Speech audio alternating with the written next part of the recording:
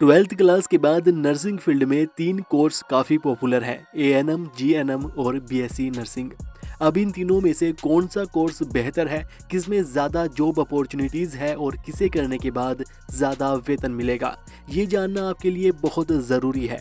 क्योंकि दोस्तों पढ़ लिख कर हर कोई एक अच्छी खासी नौकरी करना चाहता है और वो तभी मिलेगी जब आपने एक अच्छा कोर्स किया होगा और आपको काम के बारे में प्रॉपर नॉलेज होगी।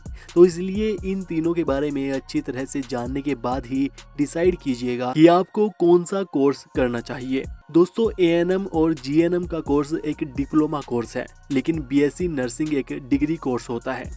चलिए एक एक करके पहले इन तीनों के बारे में जान लेते हैं, फिर बाकी सवालों पर बात करेंगे। एएनएम का पूरा नाम ऑक्सिलरी नर्सिंग मिडवाइफरी होता है। दोस्तों ये एक डिप्लोमा कोर्स है जो कि 2 साल की ड्यूरेशन का होता है और जिसे 12th पास आर्ट्स और साइंस वाले दोनों कर सकते हैं। इस कोर्स में नर्सिंग से संबंधित सभी बेसिक चीज़ों के बारे में पढ़ाया जाता है।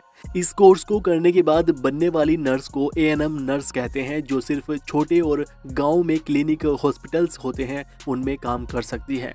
जीएनएम का पूरा नाम जनरल नर्सिंग मिडवाइफरी होता है। यह 3 साल का कोर्स है जिसमें 6 महीने की इंटर्नशिप होती है। जीएनएम को करने के लिए 12th में फिजिक्स, केमिस्ट्री और बायोलॉजी होना ज़रूरी है, तभी इस कोर्स में एडमिशन लिया जा सकता है। जीएनएम में एएनएम कोर्स से ज़्यादा सिलेबस होता है। जीएनएम में पढ़ाई के साथ साथ प्रैक्टिकल भी ज़्यादा सिखाया जाता है और यही कारण होता है कि ज़्यादातर बड़े बड़े हॉस्पिटल्स में जीएनएम नर्स ही देखने को मिलती है, उन्हें ही ज़्यादा प्रेफरेंस किया जाता है। बीएससी नर्सिंग का पूरा नाम bachelor of science in nursing होता है। एएनएम और जीएनएम में जो सभी कुछ पढ़ाया जाता है उससे भी ज़्यादा बीएससी नर्सिंग का सिलेबस होता है। और दोस्तों एएनएम कोर्स को हिंदी वाले भी आसानी से कर सकते हैं, लेकिन जीएनएम और बीएससी नर्सिंग के लिए इंग्लिश आनी ज़रूरी है, क्योंकि इन दोनों में सिलेबस इंग्लिश में ही होता है। अब जान लेते हैं कि आखिर इन तीनों की फीस कितनी होती है। दोस्तों जैसे एएनएम कोर्स इन तीनों में सबसे कम ड्यूरेशन का है तो उसकी फीस कम होती है, जीएनएम की उससे ज़्यादा और बीएससी नर्सिंग की सबसे ज़्यादा फीस लगती है।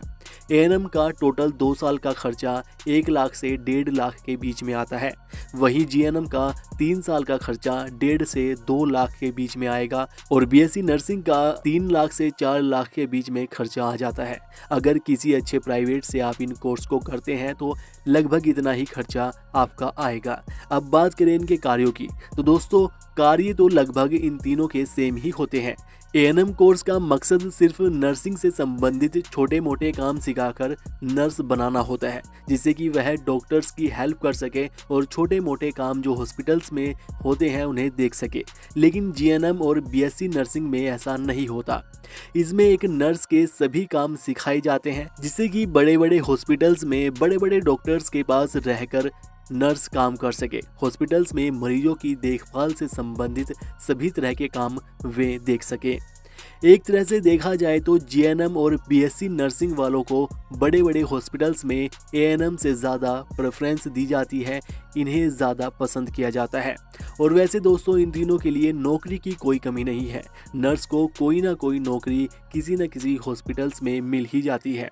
वेतन की बात करें तो एएनएम को प्रति माह 10,000 से 12,000 रुपए प्रति माह के लगभग वेतन मिल जाता है। वहीं जीएनएम और बीएससी नर्सिंग वालों को शुरुआत में 15 से 20,000 रुपए के लगभग तक की नौकरी मिल जाती है।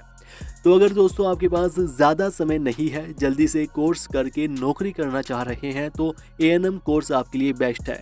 लेकिन वहीं अगर आपके पास 3 से 4 साल का समय है तो जीएनएम या बीएससी नर्सिंग आपके लिए बेस्ट रहेगा, क्योंकि जीएनएम और बीएससी नर्सिंग के बाद आगे कैरियर में आपके लिए बहुत ऑप्शंस खुल जाते हैं। इसके बाद अगर सरकारी नौकरी के लिए भी अप्लाई करेंगे तो उनमें भी जीएनएम और बीएससी नर्सिंग वालों को प्राथमिकता दी जाती है। बाकी दोस्तों जो आपको अच्छा लगे वो कोर्स कीजिएगा और हमें नीचे कमेंट करके ज़रूर बताइएगा कि आप किस कोर्स को कर रहे हैं या करने वाले हैं। बाकी वीडियो को लाइक और शेयर कीजिएगा और ऐसी ही और वीडियोज़ के लिए चैनल को सब्सक्राइब करके बेल आइकन दबा लीजिएगा।